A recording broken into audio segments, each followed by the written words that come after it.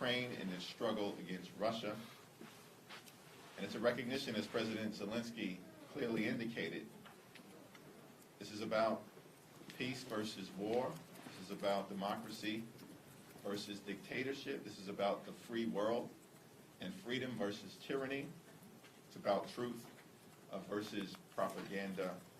And we're going to continue to stand behind the people of Ukraine until victory has been won. President Biden and House Democrats continue to get things done for everyday Americans.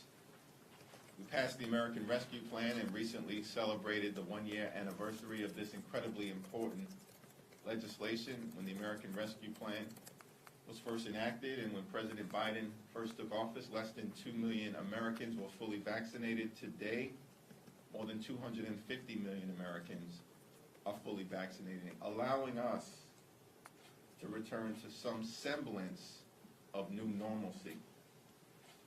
The economy was on the brink of collapse when the American Rescue Plan was enacted. Subsequent to passage of the American Rescue Plan, during President Biden's first 13 months, more than 7 million good-paying jobs have been created, a record in American presidential history. Fastest rate of economic growth in 40 years. Unemployment down to 3.8%, a pre-pandemic low. Wages are increasing. And notwithstanding the doom and gloom predictions from my Republican colleagues about spending on behalf of everyday Americans, the deficit was reduced by more than $350 billion. Democrats are the party of fiscal responsibility and the party that gets things done for everyday Americans. Why did Kevin McCarthy and the House Republicans uniformly vote against the American Rescue Plan? What is their rationale? It saved the economy, it put shots in arms, money in pockets, kids back in school, and Democrats reduced the deficit. Are they just callous? Do they not care about everyday Americans? Their argument has now fallen apart.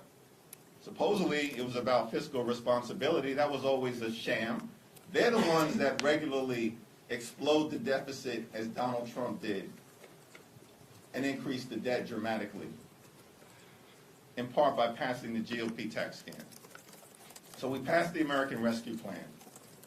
We passed the Infrastructure Investment and Jobs Act, which will continue to create millions of good-paying jobs, fix our crumbling bridges, roads, tunnels, airports, subways, buses, tracks, sewer and water systems, make sure there's clean water in every single community in America, as well as access to high-speed broadband. And now we've passed a transformative omnibus spending agreement that will continue to lift up everyday Americans.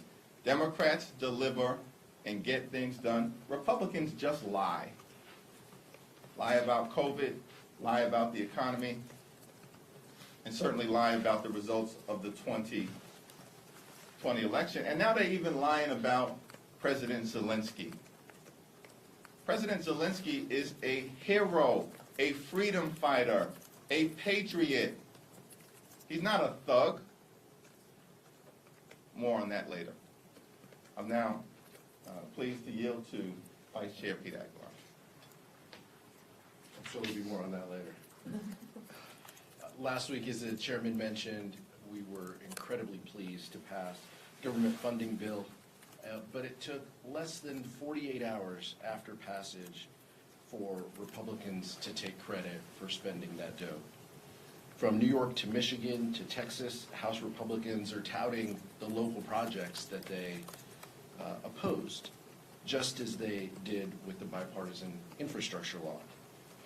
Let me be clear. These projects deserve to be funded back in our communities, in their communities and in my community. But we worked incredibly hard, the Appropriations Committee, to make sure that we approved these projects in Democratic districts and Republican districts. But for folks like Elise Stefanik, a member of Republican leadership, to turn around and to brag about funding and the 10 projects after voting against them just shows how broken the Republican Party is. And they need to be called out for it. Clearly, Democrats must have the right strategy for keeping the majority when Republicans want to take credit for the things that we do. They take credit for things that they vote against, whether it was the 2020 election was stolen to the level of dishonesty is staggering. We can't trust the Republican Party to govern if they can't be honest about these details to the American public. We'll continue to focus on the needs of the American public, funding the priorities of this country, aid to Ukraine, meeting the challenges of the pandemic. We'll do all of those things. And we look forward to working with colleagues who are reasonable to get these priorities accomplished. With that, we'll take some questions. Question? Eric? The White House has started to warn about the effects of not getting additional COVID money, that they'd have to pull back on vaccines and testing and other things like that. What's the plan to get that money passed? Well, as has been the case with the American Rescue Plan, as has been the case with the Infrastructure Investment and Jobs Act, as has been the case with a spending agreement to provide for the needs of everyday Americans, House Democrats are going to do what is necessary to provide that additional relief that the White House indicates it needs in terms of resources to continue to stem the tide of the pandemic. We are in the position that we are in today because of President Biden's leadership in partnership with House Democrats and Senate Democrats, and not a single Republican voted to support the American Rescue Plan. And so we're going to get the job done as we continue to get the job done. We didn't have a caucus meeting today because we were hearing from President Zelenskyy, but the Speaker, of course, is on the case, and we're going to make sure that we provide the COVID assistance necessary to continue to allow the American people to get through this pandemic. I didn't really hear a plan there, or even a timeline. Want to try again? The plan is that we always get it done. Okay. Well, just to follow up on that, Bill, if you don't get it done, First row. First row. I mean, I think I have a similar Yeah. question. I mean, if you don't, Speaker Pelosi presented a plan and her own members rejected that plan, what is the new plan to get the COVID aid the White House is saying is desperately We passed a $1.5 trillion spending agreement that contains so much good for the American people, and we were able to come together and get that done, in fact, in a bipartisan way. Now, my understanding is that it's March, and the White House has indicated to us that they've got funding to take us through September. It's March. I think that's 6 months. That's an eternity in Washington, D.C. We are going to get it done. You had a different question. Ukraine, a lot of members came out of the speech today. They were still against the no-fly zone, still against delivering MiGs to the country. I'm wondering if what you guys saw and heard today was not a red line for taking a measure such as those. Is there a red line where the U.S. does get to that point? Does that exist?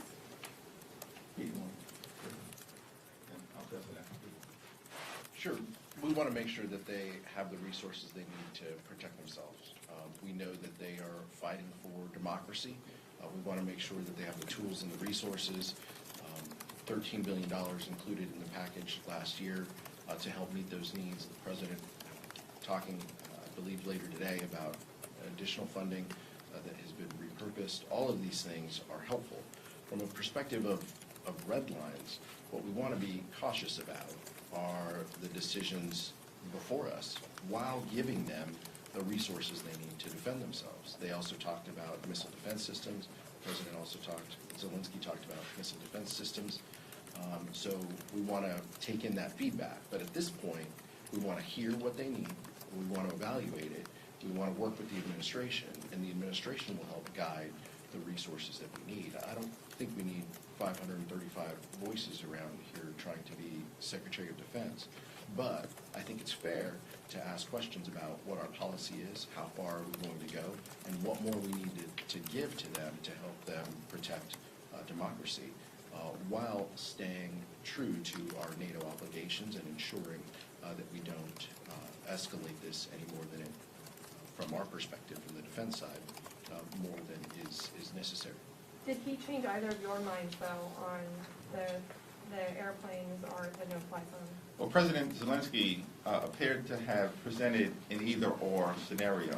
He indicated in his remarks that he supports the establishment of a no-fly zone, but indicated in the alternative, providing Ukraine with enhanced missile defense systems would also help to stem the carnage that we are seeing. That's an opening to find common ground, particularly when you consider, as we understand it, that the carnage being witnessed in Ukraine right now is by and large not coming from Russian airplanes and from the Russian Air Force. It's coming from the ground and from missiles. And so the question is, what is the most efficient way to stop the carnage as we see it? And perhaps that's why President Zelensky talked about alternative ways to address the pain that the Ukrainian people are experiencing, while, of course, thanking President Biden for his leadership. Because what has been done is significant. We provided Ukraine and their courageous military and citizens with the weapons necessary to mount an incredible defense, including javelins and stingers and other forms of lethal aid that is making a difference on the ground. We provided them with intelligence information that has proven to be very helpful to the Ukrainian resistance. And we just authorized more than $13 billion. That's a record amount of assistance, which will include humanitarian aid, economic aid, as well as continued military aid. That is an important and strong step in the right direction. The American people are standing behind Ukraine.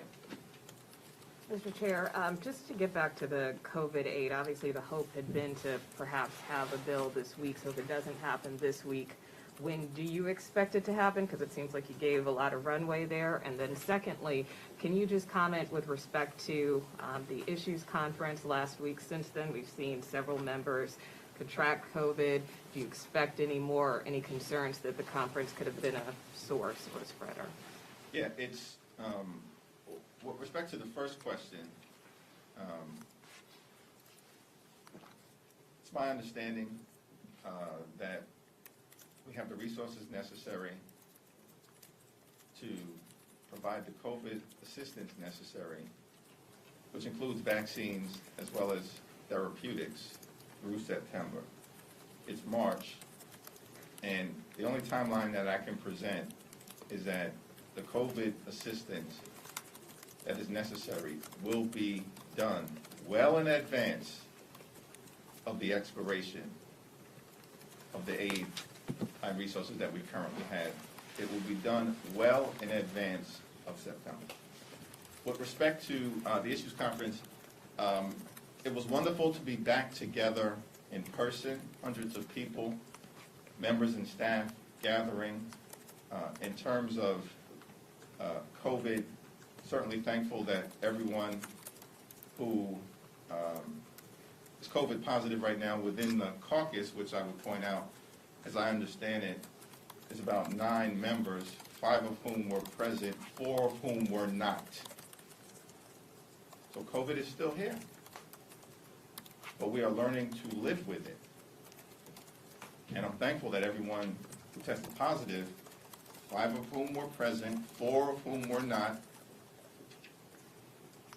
President Obama was not at the conference either. Still with us, but we are learning to live with it in a way that will allow a return to normalcy, and that is a good thing. One back. Can you just give an update on where things stand about ending permanent normal trade relations with Russia and Belarus? Is that still going to be voted on this week? When can we expect to see text? It's not clear to me. You have to talk to Leader Hoyer or the Speaker about sort of the schedule. This is being discussed. We're hopeful to be able to move forward in this area in a bipartisan way. If not, have a four corners agreement between the House and the Senate. Go back over to this side. Sure. At the Issues Conference, it seemed like some members were talking about the possibility of executive actions on some of these legislative issues that have been kind of stalled out. Is this some sort of recognition of the limits of what you're able to legislate right now? I'm going to yield to Pete on this, but, you know, in any normal circumstance, having just accomplished the American Rescue Plan alone would be a tremendous victory for the American people. Or the Infrastructure Investment and Jobs Act alone would be a tremendous victory for the American people, when for decades we've had Infrastructure Week every other week and nothing ever happened. And under President Biden's leadership, partnership with Speaker Pelosi and Leader Schumer, House and Senate Democrats, we got it done for the American people, and we just delivered a historic spending agreement. So I'm confident that we can legislate, because we have been legislating in real ways. That doesn't mean that there aren't circumstances where executive actions aren't appropriate. They are. That has always been the case with every administration. I think will continue to be so with the Biden administration. Yeah, all I would add is, you know, we all agree that there's no substitute to legislation and passing bills that become laws. That is how we solve issues. That is how our colleagues, that is how House Democrats want to solve issues, like immigration, like climate change, all of these issues. But occasionally, there will be needs to address this through executive action. And we are working with the administration to offer suggestions and ideas that could be helpful to address some of those issues. You heard from Chairman Ruiz that he'll continue to have conversations with the administration and make that public when it's appropriate. But I don't think that it should surprise anyone. Every administration takes executive actions. We feel that there are some areas that can and should be addressed through executive action that will deliver help to people. So we're not going to be shy about offering suggestions to do that. But we will work in partnership with the administration, and we'll work to address this as a family does, to make sure that we're meeting the needs. I'm sorry, I went through already. Okay. So in the district that you're running for re-election in, sort of in addition to getting a high school that used to be a lot cooler than yours, you're going to get one of the most significant Russian and I believe Ukrainian populations in the country. Are you hearing from them? Are you talking to them? What are you hearing, and what is your message to them?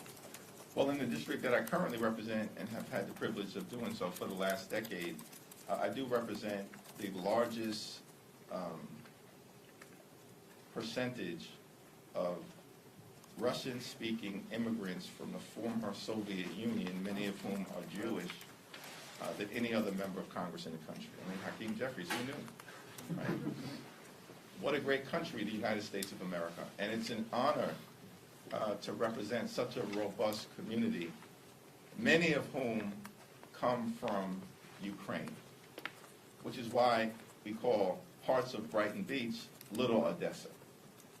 But I can tell you, I had the benefit of being a privilege of being at a rally that was held by Councilman Ari Kagan and others recently in southern Brooklyn, and the community is united. Those from Ukraine, those from Belarus, like Councilmember Ari Kagan, those from Russia. The community is united in defense of Ukraine. And they're thankful that the United States has stepped up in important and robust ways, and of course are urging the Congress and the administration in the country to continue to do so until victory has been won, until Ukraine has been liberated, until democracy and freedom and truth prevail. I have kind of a lighter question about the Sunshine Protection Act, which I think someone unexpectedly passed the Senate yesterday by unanimous consent. I understand this came up in the House Democratic leadership meeting last night. Can you tell us anything about whether or not the House is going to take action on this, what the thinking is? It was noted that the Senate has passed this legislation by unanimous consent. I guess that was unexpected because someone may have missed their moment in terms of being able to object. And it's wonderful to see under Leader Schumer that bills are moving out of the United States Senate. That is a credit to Leader Schumer. Multiple bills moving out of the United States Senate. In terms of this particular bill, sunshine legislation as you referred to it, I think it's an important step that we should take in the House of Representatives, but I look forward to hearing from other members of the caucus, some of whom have already publicly expressed their support for moving the legislation forward. Maybe I should yield to the gentleman from the Golden State to comment on the addition of more sunshine. Or Sunshine Caucus. Sunshine Caucus. It was briefly mentioned. I think it just caught us all by surprise that the Senate actually produced something and sent it to us. Usually bills go the other way. Chairman Pallone obviously has had a hearing on this in the past. We look forward to his thoughts in the Energy and Commerce Committee. There might be some additional ideas that members have, and we know that members will reflect their districts, and whether that is rural communities or whether that is communities who children are waiting at bus stops and wanting to make sure that there's daylight and that they're doing it in a safe way early in the morning. So there are ideas and thoughts, but clearly this is something I think needs to be addressed. I think the time has come, but I want to have respect for members' ideas and thoughts on how we get there and what the timing is to get there. Last question. All right, thank you very much, everyone. Why do House Democrats hate sunshine? That would be fake news.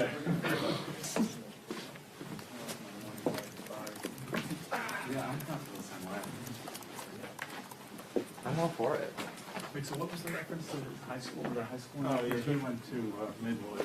And I went to Sheepshead Bay. Oh, all right. School was definitely much cooler then, although his still exists. Mine is in 10 parts. Oh, you have that.